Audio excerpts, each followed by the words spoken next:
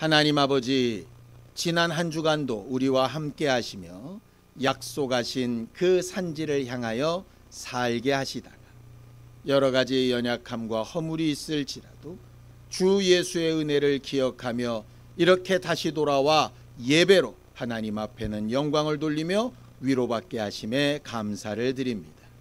마음과 생각과 몸에 힘을 주시고 환경과 형편에 하나님의 도우심을 깨닫게 하셔서 또 새롭게 한 주를 살아갈 힘을 공급받을 수 있도록 예배를 축복하여 주시옵소서.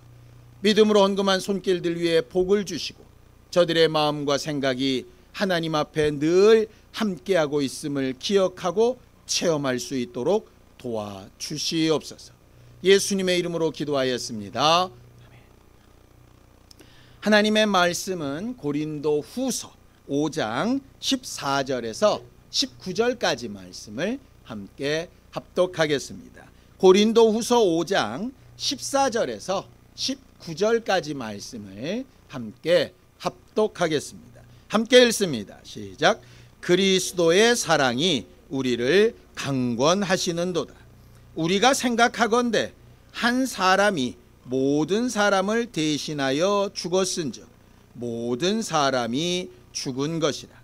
그가 모든 사람을 대신하여 죽으심은 살아있는 자들로 하여금 다시는 그들 자신을 위하여 살지 않고 오직 그들을 대신하여 죽었다가 다시 살아나신 이를 위하여 살게 하려 함이라.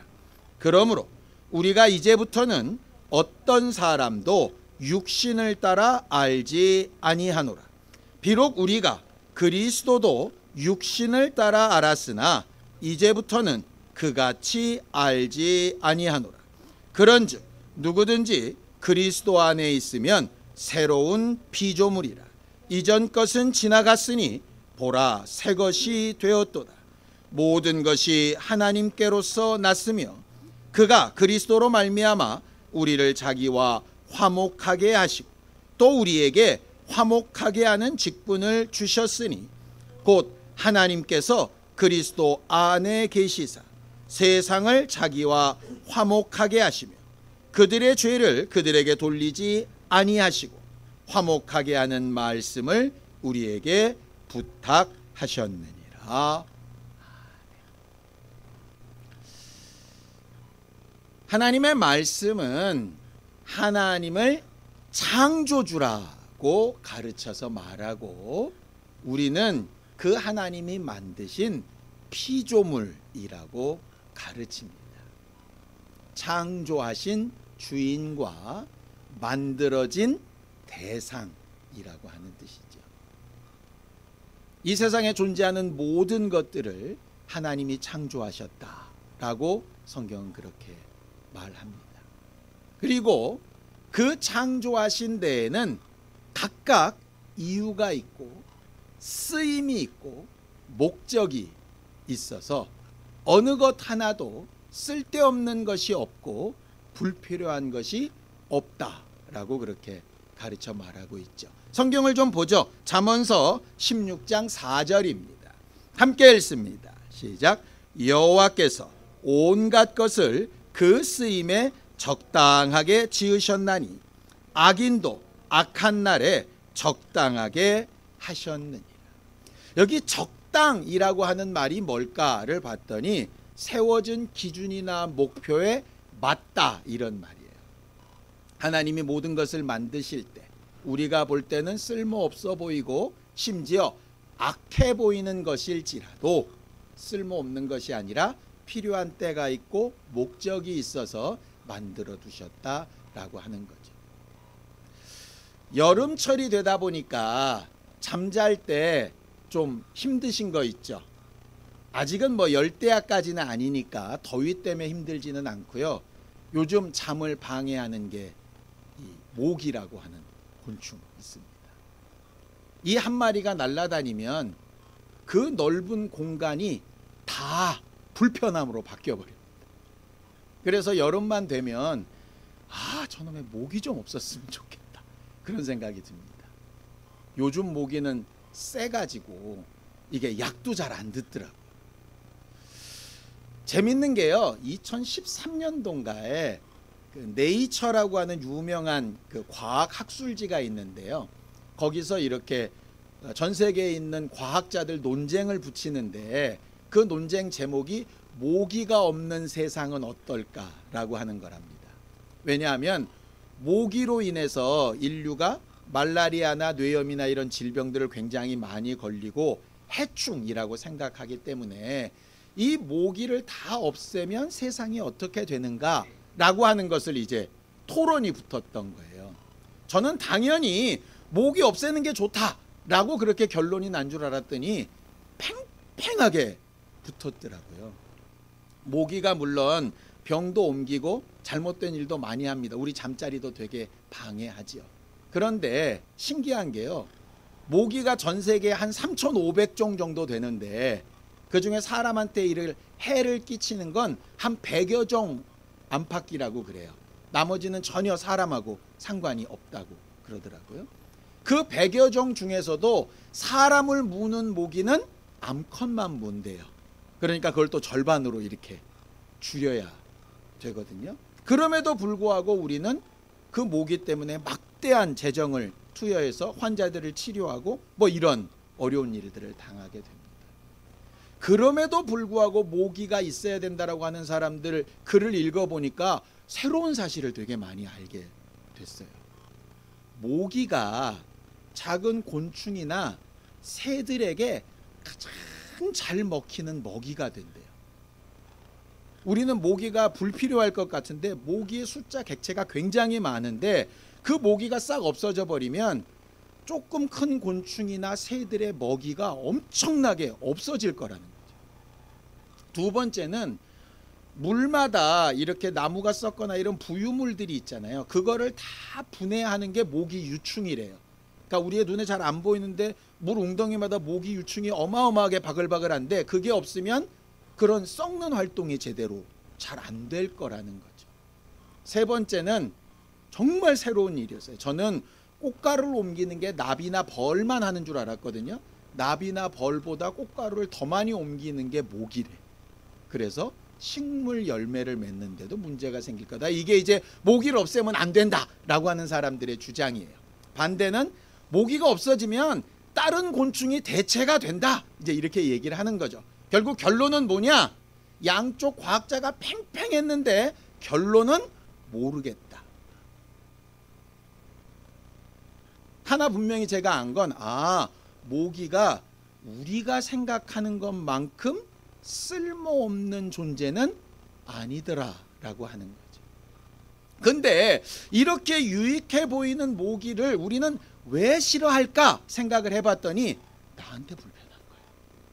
그러니까 나를 중심으로 생각하면 모기 같은 게 다 없어져야 돼. 쥐 같은 게 다 없어져야 돼. 특히 저는 쥐를 아주 극혐하거든요. 그런데 그런 거 없어졌으면 좋겠어. 나를 생각하면.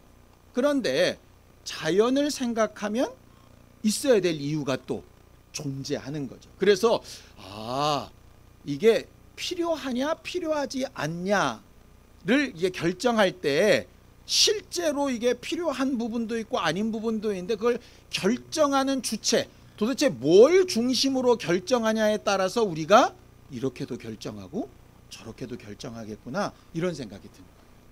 그러니까 이런 거죠. 내가 볼 때는 쓸모가 없는데 하나님 보실 때는 쓸모가 있는 거예요. 예를 들어 우리 교회에 저런 사람 우리 교회 없었으면 좋겠다. 근데 하나님 보실 때는 필요한 거죠. 이 세상에 저런 존재는 없는 게 유익해 생각하는데 하나님 보실 때는 또 있어야 될 이유가 있을 수 있는 거예요. 그래서 성경은 이렇게 얘기합니다. 전도서 5장 2절입니다. 전도서 5장 2절 함께 읽습니다. 시작. 너는 하나님 앞에서 함부로 입을 열지 말며 급한 마음으로 말을 내지 말라. 하나님은 하늘에 계시고 너는 땅에 있음이니라. 그런즉 마땅히 말을 적게 할 것이다. 이게 무슨 얘기입니까? 함부로 판단하거나 함부로 평가하거나 함부로 비난하거나 함부로 결론 내리지 말라는 거죠. 왜냐? 우리는 우리 중심으로밖에는 말을 못하는 거예요. 이 말씀을 읽다가 옛날에 읽었던 이솝 우화가 하나 생각이 났습니다. 이솝우화에 이런 얘기가 있어요. 어떤 농부가 지나가다가 큰 도토리 나무를 발견했습니다. 나무는 엄청나게 큰데 거기 열리는 열매는 도토리예요. 요만한 거죠. 그래서 야, 저 큰 나무에 저 정도 열매는 너무 안 맞는다. 그리고 나서 또 돌아봤더니 호박 넝쿨이 있는데 넝쿨은 되게 얇은데 호박은 이따만한 거죠. 그래서 야, 저런 넝쿨에 이건 너무 열매가 큰 거 아니야? 내가 하나님이면 이렇게 안 만들어. 이 큰 나무에 호박이 열리게 하고 이렇게 작은 넝쿨에 도토리가 열려야지 라고 말을 하고 있는데 바람이 휙 불죠. 그래서 도토리가 하나 떨어져서 이 사람 코에 딱 부딪힌 거죠. 그리고 나서 깨달았답니다. 야, 내 생각대로 저 도토리 나무에 호박을 열게 했다면 난 죽었다. 우리는 뭔가를 다 알고 있는 것 같지만 사실은 그렇지 않은 게 훨씬 더 많죠. 우리는 우리 나름대로 우리를 중심으로 뭔가 판단하지만 하나님이 보실 때는 그렇지 않은 거죠. 신앙생활은 그래서 내가 볼 때 필요하고 귀하고 좋은 것도 분명히 있지만 하나님이 보실 때 필요하고 귀하고 원래 가졌던 목적이 뭔가 하는 걸 아는 게 굉장히 중요해요. 나는 왜 존재하고, 나와 함께하는 가족들은 왜 존재하고, 우리 교회는 왜 존재하고, 함께하는 성도들은 왜 존재하고, 우리는 이 자리에 왜 예배하고 앉아 있는지, 하나님이 본래 만드신 목적, 본래의 뜻에 적당하게 제대로 맞춰서 잘 가고 있는지 우리 자신을 굉장히 돌아보는 건 중요하지. 가끔 엉덩이에 뿔나서 우리 나름대로 이게 옳아 저게 틀려 저런 건 안 돼 내가 옳아 이렇게 하는 게 얼마나 무식한 일일 수 있는지 우리가 좀 생각해 볼 필요가 있어요. 하나님께서 우리를 만드셨을 때 분명한 목적과 쓰임이 있다고 말씀을 드렸죠. 그 목적과 쓰임을 크게 한 3가지 정도로 이렇게 정리할 수 있을 것 같아요. 우리가 잘 알았던 거니까 한 군데 읽어보죠. 이사야서 43장 21절입니다. 함께 읽습니다. 시작. 이 백성은 내가 나를 위하여 지었나니 나를 찬송하게 하려 함이라. 그렇게 되어 있습니다. 하나님이 우리를 지으셨을 때 우리를 찬송하는 도구로 지으셨대요. 에베소서 1장에 보면 우리를 만드신 이유도, 예수 그리스도를 통해서 하나님의 자녀 삼으신 이유도, 성령을 주신 이유도 우리가 하나님을 찬송하고 인정하고 말하게 하기 위해서 만드셨다라고 이렇게 말하고 있죠. 2번째, 우리를 만드신 목적은 예배입니다. 그렇게 하나님을 자랑하고 찬송하기 위해서는 하나님을 알아야 되잖아요. 하나님을 만나고 경험해야 되잖아요. 그걸 교제라고 합니다. 그래서 특별하게 사람은 하나님과 교제하고 예배하는 존재로 만드신 거죠. 성경을 보죠. 고린도전서 10장 20절입니다. 함께 읽습니다. 시작. 무릇 이방인이 제사하는 것은 귀신에게 하는 것이요 하나님께 제사하는 것이 아니니 나는 너희가 귀신과 교제하는 자가 되기를 원하지 아니하노라. 왜 우리는 우상 숭배나 이렇게 제사 문제에 대해서 민감할까? 하나님과 교제해야 될 사람이 다른 대상과 교제하는 것을 뭐라고 부르느냐 하면 우리는 불륜이라고 부릅니다. 아내와 부부 생활을 하고 아내와 교제하며 대화하고 마음과 생각을 나눠야 될 사람이 다른 여자와 부부 생활을 하고 마음과 생각을 나누면 그게 불륜이죠. 물론 아예 남들과 교제를 안 하는 건 아닙니다. 그러나 그 교제의 한계와 폭이 분명합니다. 그 부분을 넘어서지 않는 게 우리가 해야 될 목적이에요. 그래서 두 주인을 섬길 수 없다. 재물과 겸하여 섬길 수 없다. 심지어는 나의 자신, 내 자존심과도 공존할 수 없다. 이렇게 되는 거죠. 그것을 가장 잘 배우게 하시는 게 뭡니까? 가정입니다. 그래서 우리를 만드실 때 혼자 지내게 하지 않고 가정을 만드신 거예요. 그래서 가정을 만들고 자손을 낳고 그 자손을 경건하게 만들고 하는 것도 우리를 만드신 목적 가운데 하나입니다. 성경을 좀 보죠. 말라기 2장 15절입니다. 함께 읽습니다. 시작. 그에게는 영이 충만하셨으나 오직 하나를 만들지 아니하셨느냐. 어찌하여 하나만 만드셨느냐? 이는 경건한 자손을 얻고자 하심이라. 그러므로 내 심령을 삼가 지켜 어려서 맞이한 아내에게 거짓을 행하지 말지. 과거에 우리는 이 구절을 그러므로 앞에까지만 꼭 봤습니다. 그렇죠? 경건한 자손을 얻고자 하심이라. 그래서 이것을 예수 그리스도의 한 예언으로 해석했죠. 맞습니다. 성경은 예수 그리스도의 예언으로 해석되는 부분도 있고 현실에 사는 사람에게 주어지는 명령도 있습니다. 이거를 중의적인 표현이라 그래요. 두 가지 뜻이 다 들어있는 거죠. 결국 예수 그리스도가 오기 위해서 아담이라고 한 영을 만든 건 맞습니다. 그런데 말라기 이 구절은 뭐냐? 그 당시 제사장, 요즘으로 치면 목사라고 하는 사람들이 첩을 두고 바람을 피고 이러면서 종교 활동을 했어요. 그러니까 그런 식으로 하면서 하나님을 섬긴다는 게 말이 되냐? 육신의 삶으로 불륜을 하면서 하나님 앞에 정절을 지킨다는 게 말이 되냐? 이건 거짓말이다. 이 말을 하고 있는 겁니다. 그래서 어려서 너희가 처음 얻은 그 아내를 절대로 근심시키거나 잘못하게 만들지 말라. 그게 너희의 창조 목적이다. 이렇게 된 거죠. 그런데 죄가 이 세상에 딱 들어오면서 이 세 가지 목적이 다 깨져버립니다. 그렇죠? 하나님을 찬송해야 될 존재가 자기가 지혜롭게 되고 잘난 척 하려다가 망해버렸습니다. 하나님과 교제해야 될 사람이 뱀과 교제하고 마귀와 교제하다가 하나님의 명령을 잃어버리고 마치 기생에게 속아서 머리를 다 깎이는 삼손처럼 그렇게 자기의 모든 권리를 빼앗겨버리고 말. 그리고 당신은 내 뼈 중에 뼈고 살 중에 살이라고 그렇게 침을 마르게 칭찬했던 그 아내에게 뭐라고 얘기합니까? 저 여자 때문에 내가 망했다라고 얘기해요. 결국 죄가 들어오면서 뭐가 무너지느냐? 내가 하나님 앞에 애시당초 받았던 창조의 목적이 다 무너져 버렸어요. 죄가 뭡니까? 본래의 목적에서 벗어나는 게 죄입니다. 제가 여러 번 말씀드렸죠. 죄는요, 고장났다는 뜻입니다. 원래 쓰려고 했던 거에 대해서 그 기능을 못하는 걸 죄라고 부릅니다.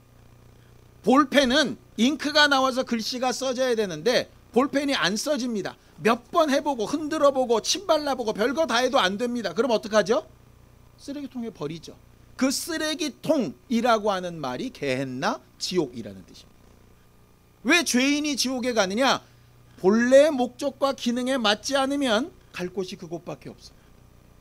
그런데 얘를 벌어버리려고 했는데 한 번만 더 해봐야지 막 흔들고 써봤더니 다시 써져요. 그럼 어떻게 되죠? 다시 필통으로 들어갑니다. 구원이 뭐냐? 잃었던 기능이 회복되어져서 다시 쓰임받는 거예요. 그게 구원.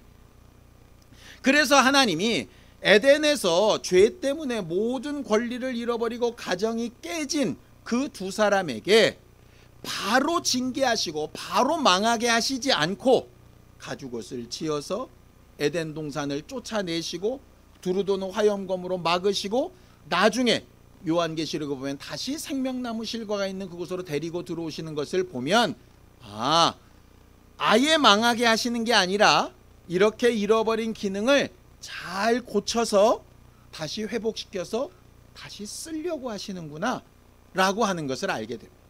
성경이 나온 모든 역사적 배경은 이것입니다.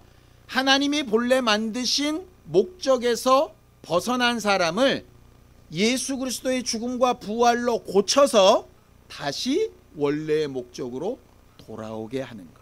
그걸 오늘 성경에서 뭐라고 부르느냐? 새로운 피조물이다 라고 이렇게 부르는 거죠. 자, 창세기 3장 22절에서 23절입니다. 함께 읽습니다. 시작.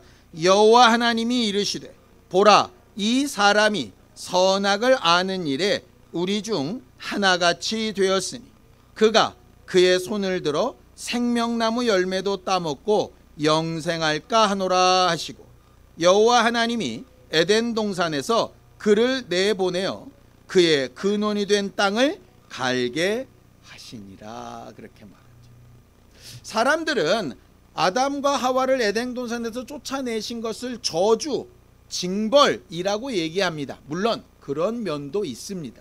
그런데 더 중요한 건 죄 지은 상태에서 생명나무 실과를 따먹고 영원한 죄인으로 끝날까봐 기회를 주시기 위해서 내보내셔서 다시 자격을 회복하고 들어와 생명나무 실과를 먹고 마시게 하려는 게 하나님의 뜻이죠.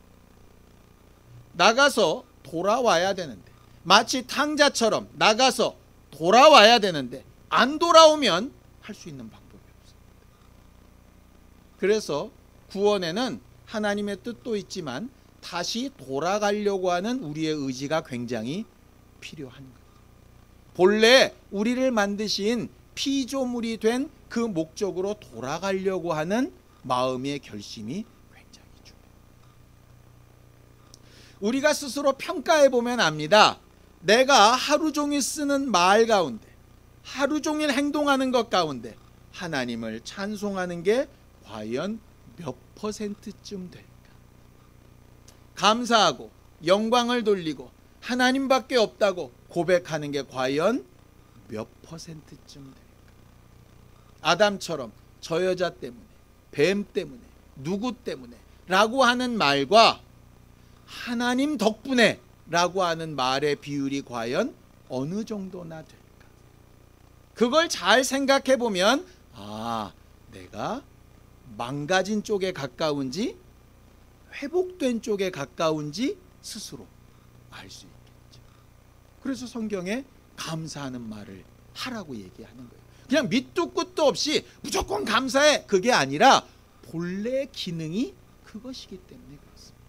예배도 마찬가지입니다. 이렇게 시간 정해서 앉아있는 예배만 말하는 게 아니고요, 일상적으로 내가 하나님과 함께하고 있다고 과연 나는 얼마나 느끼고 있나, 중요한 문제인 거죠.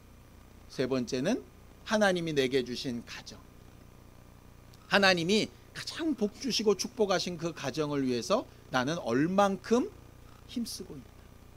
굉장히 중요한 일. 저는 성경을 읽고 보다가 가장 미련한 게 돈 벌기 위해서, 명예를 얻기 위해서, 뭔가 소위 우리가 자주 얘기하는 자아실현을 위해서 하나님이 주신 가정을 등한시하는 게 세상에 가장 미련한 일이라고 생각하게 됐습니다. 세상 사람들은 자기의 자아실현이나 자기가 목표로 둔 일을 위해서는 가정이나 자손이나 이런 것들을 좀 잠시 접어둘 수 있다라고 생각을 하더라고요. 성경은 절대적으로 불가능하다고 이야기해요. 우리의 사고가 그렇게 바뀌어 있나요? 바뀌어 있다면 우리는 새로운 피조물에 조금 가까운 사람입니다. 근데 그렇지 않으면 아닌 거죠. 성경은 그것을 오늘 본문에 이렇게 표현을 합니다. 고린도후서 5장 15절입니다. 함께 읽습니다. 시작. 그가 모든 사람을 대신하여 죽으심은 살아있는 자들로 하여금 다시는 그들 자신을 위하여 살지 않고 오직 그들을 대신하여 죽었다가 다시 살아나신 이를 위하여 살게 하려 합니다. 하나님께서 예수 그리스도를 십자가에 죽게 하시고 부활하게 하시고 우리를 구원하신 이유는 간단합니다. 지금까지는 우리가 우리 자신을 위해서 살았다면 앞으로는 우리를 구원하신 그분을 위해서 살아라 라고 말하는 거죠. 우리가 주를 위해 살겠습니다 라고 하는 그 부분입니다. 이걸 어떻게 하신다 그러냐, 앞에 14절에 보면 강권하신다 이렇게 표현하고 있어요. 강권하신다. 이 강권이 뭐죠? 강제로 권한다는 거예요. 명령한다는 거예요. 반드시 이건 이렇게 돼야 되는 거야 이렇게 말하는 거예요. 예수께서 이 잔을 내게서 옮겨주세요 라고 3번이나 그렇게 몸부림치며 기도하십니다. 근데 하나님이 노하시죠. 그게 뭡니까? 강권이에요. 아니, 네 마음은 내가 충분히 알겠는데 그래도 이게 오라, 이거죠. 침례 요한이 침례 받으러 나오신 예수님을 보면서 내가 죄인이니까 내가 당신한테 침례를 받아야 됩니다 라고 할 때 예수께서 말씀하시죠. 아니, 지금은 내가 너한테 침례 받는 게 오라. 그게 강권이에요. 말도 안 되는데, 이해가 잘 안 되는데, 왜 꼭 그렇게 해야 되는데, 그럼에도 불구하고 이게 오라 라고 하시는 것이 성경에 그리 많지 않아요. 하나님이 우리의 의지를 초월하셔서 꼭 이래야 돼. 네 의견은 알겠으나 나는 그거 무시. 이렇게 꼭 해. 이런 얘기가 그렇게 많지 않아요. 그런데 그렇게 많지 않은 것 가운데 하나가 뭐냐 하면 너를 위해 살지 말고 너를 위해 죽고 부활하신 그를 위해서 살라 이렇게 말하는 거죠. 여기서 멈춰버리면 우리는 또 어떤 실수를 하느냐 이렇게 실수합니다. 아, 그래서 예수께서 네 아버지도 버리고 마누라도 버리고 자식도 버리고 전토도 버리고 다 버리고 하나님을 위해서 살라 그랬나 보다. 그러니까 교회 와가지고 아침부터 밤중까지 살아야 되고 맨날 그냥 주여 주여만 찾고 그럼 내가 구원 제대로 받은 사람이고 새로운 피조물이네 이렇게 착각할 수 있겠죠. 성경을 일부만 보면 그런 오류에 빠지게 됩니다. 자, 그 다음에 보세요. 고린도후서 5장 18절에서 19절입니다. 주를 위해 산다 라고 하는 것을 오해할까봐 친절하게 밑에다 붙여놨어요. 함께 읽습니다. 시작. 모든 것이 하나님께로서 났으며 그가 그리스도로 말미암아 우리를 자기와 화목하게 하시고 또 우리에게 화목하게 하는 직분을 주셨으니 곧 하나님께서 그리스도 안에 계시사 세상을 자기와 화목하게 하시며 그들의 죄를 그들에게 돌리지 아니하시며 화목하게 하는 말씀을 우리에게 부탁하셨느니라. 주를 위해 산다는 게 뭐냐? 첫 번째는 우리와 하나님이 화목한 거예요. 화목하다는 게 뭐죠? 화목하다. 여러분들 화목하다 어떤 의미 같습니까? 그렇죠. 마음이 잘 통한다는 뜻이에요. 화목하다. 그래서 이런 표현을 하더라고요. 내가 이런 말을 하면 부모님이 마음 아프시겠지? 말을 안 해야지 라는 건 굉장히 효심이 깊은 것 같기는 한데 화목한 건 아니에요. 아유, 나 혼자 고민하고 책임져야지. 이건 내 아내한테 얘기하면 괜히 내 아내도 고민하니까 내가 짊어지지. 굉장히 아내를 사랑하는 것 같은데 그건 화목한 건 아니에요. 화목한 건 뭐냐? 좋은 거든 나쁜 거든 함께 나누고 짊어지는 거예요. 그게 화목한 거예요. 이상하시죠? 우리는 화목하다 그러면 좋은 거 내 진짜 아주 예쁘고 이런 것만 화목이라고 생각하시죠? 아니죠. 같이 울고 같이 웃고 같이 힘들어하고 같이 즐거워하고 하는 것을 함께 하는 거예요. 함께. 하나님과 화목하다라고 하는 말이 바로 그 말이에요. 그것과 똑같이 우리와 함께하는 사람들과 화목하게 하는 직분도 주셨고 말씀도 주셨다 이랬습니다. 그러기 위해서 필요한 게 뭡니까? 앞으로 다시 돌아가 봅니다. 15절에 자기를 위해 살지 않고 주를 위해 살라. 주를 위해 산다는 건 하나님과 다른 사람들과 화목하는 거다 이렇게 되어 있습니다. 그럼 화목하려면 어떻게 해야 됩니까? 제일 먼저 자기를 위해서 안 살아야 되는 거예요. 이런 거죠. 얘가 맞지 않지만 모기와 화목하려면 함께 공존하려면 내 중심으로 생각하면 모기는 없어야 될 존재입니다. 그죠? 그런데 다른 자연이나 다른 곤충들이나 다른 새나 뭐 이런 리사이클을 생각을 하면 아, 내가 좀 불편함을 감수해도 모기는 이 세상에 있어야 되는 거구나 라고 결론이 나는 거예요. 내가 안 불편하다는 게 아니에요. 내가 안 불편하면서 화목한 건요 누구도 할 수 있어요. 우리는 화목한 걸 굉장히 좋아합니다. 화목한 가정이 됐으면 좋겠습니다. 그런데 문제는 뭐냐? 화목한 가정이 되고 화목한 교회가 되고 화목한 삶을 살려면 전제돼야 될 게 뭐냐 하면 나를 위해 사는 부분을 줄여야 되는 부분이 생기는 거예요. 근데 사람들이 그거는 하지 않고 내 거는 딱 지키고 그러고 나서 화목하려고 하니까 화목이 안 되죠. 우리나라 정치인들 보면 절대로 화목이 안 되잖아요. 우리나라 노사 관계를 보면 절대로 화목이 안 되잖아요. 요새는 우리나라는 남성 여성도 화목이 잘 안 되는 것 같아. 요새는 왜 그러냐? 자기 거를 줄이려고 하지 않는. 기존에 가진 사람은 가진 걸 놓치기 싫어서 화내고 못 가진 사람은 가져야 되는데 못 가지니까 화내고 그러니 절대로 화목이 안 되죠. 그러니까 하나님과 화목한 것도 사람과 화목한 것도 전제 조건은 결국 나를 위하여가 줄어야 된다는 건데, 이게 과연 가능하냐 이 말이에요. 가능한 유일한 방법이 뭔지 압니까? 그래서 새로운 피조물 얘기하실 때 이렇게 하는 겁니다. 누구든지 그리스도 안에 있으면 새로운 피조물이다. 그리스도 안에 있으면 화목할 수 있다. 그리스도 안에 있으면 자기를 위하는 부분이 줄어들 수 있다. 대표적인 예가 1만 달란트 빚진 자. 1만 달란트 빚진 사람이 탕감받아서 기뻤죠. 그 받은 은혜 가운데 계속 있었으면 100데나리온 손해 볼지라도 나를 위해서 판단하지 않고 저도 나 같은 기쁨을 누리게 해줘야지, 이렇게 화목이 됐을 거예요. 그런데 은혜 받은 건 은혜 받은 거고 나 손해 보는 건 못 참아, 이렇게 되니까 문제가 생깁니다. 간단한 결과예요. 탐심은 우상숭배다, 욕심이 잉태하면 죄가 된다, 이 말씀이 왜 나왔겠습니까? 이것 때문입니다. 내 건 뺏기기 싫고 화목은 하고 싶어.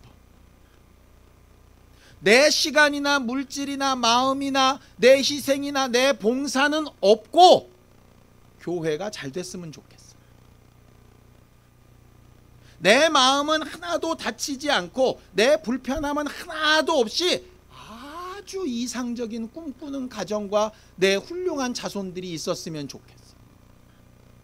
그게 욕심이고 탐심이고 결국은 죄고 하나님 앞에 가는 원래의 목적을 잃어버리게 됩니다. 성령께서 오셔서 우리에게 은혜로 주신 것들을 생각나게 하신다는 이유가 뭐냐? 그리스도 안에 있게 하신다. 분명히 신앙생활을 잘 하다 보면 손해볼 수밖에 없습니다. 내가 좀 불편할 수밖에 없고요. 안 해도 되는 일 같은데 해야 될 때도 있고요. 내가 과연 이렇게까지 해야 될 필요가 있을까 싶은 생각이 들 때도 있을 겁니다. 그런데 하나만 생각하면 됩니다. 예수는 과연 나를 위하여 그렇게까지 하실 필요가 있었을까? 그것 때문에 내가 살았으니 그 은혜 안에 있다면 나도 당연히 이렇게 해야 되는 게 아닐까? 라고 하는 거죠. 이 정상적인 사고를 가지게 하시는 게 바로 성령님이세요.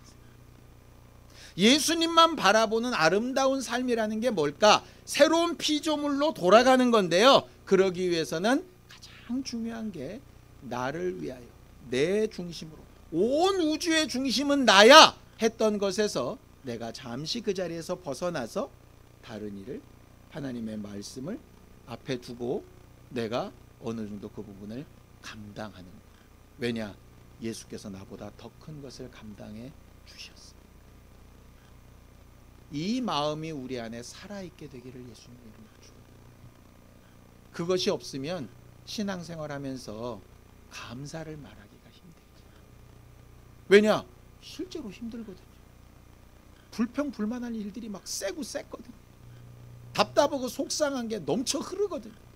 그냥 보기 싫어도 듣기 싫어도 보이고 들리거든요. 이번 한 주간 살아가는 동안에 나는 그리스도 안에 있어서 새로운 피조물로 살고 있는지, 아니면 기능을 잃어버린 여전히 헤매고 여전히 다른 것에 마음 뺏기며 살고 있는 사람인지 우리 자신을 좀 돌아보면서 가능하면 한 걸음씩 한 걸음씩 새로운 피조물로 살아가는 부분으로 돌아가고 회복되는 우리 성도들이 되시기를 예수님의 이름으로 축원합니다.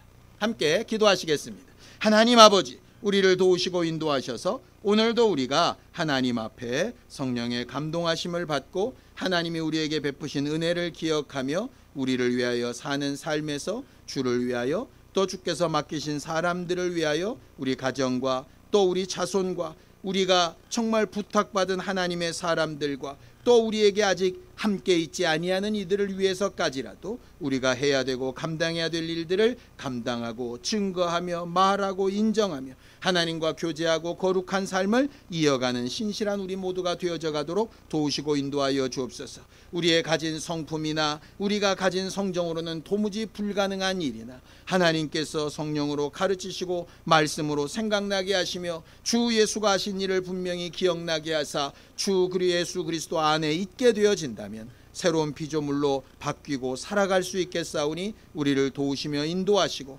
우리의 연약한 부분을 아시는 주께서 도우시고 역사하여 주시옵소서.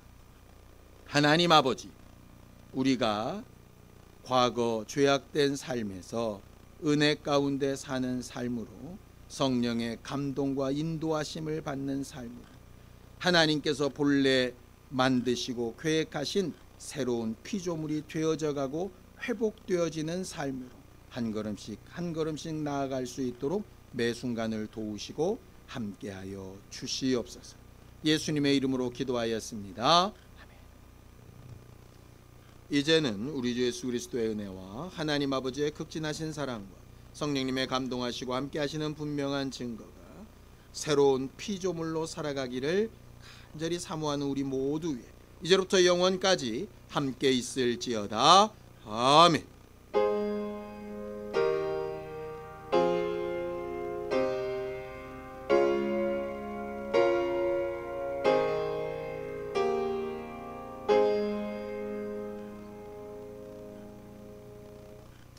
이번 한 주간 하나님이 만드신 그 뜻에 적당하게 잘 쓰임받는 새로운 피조물들이 되어가는 우리 모두가 되길 바랍니다. 감사합니다. 수고하셨습니다.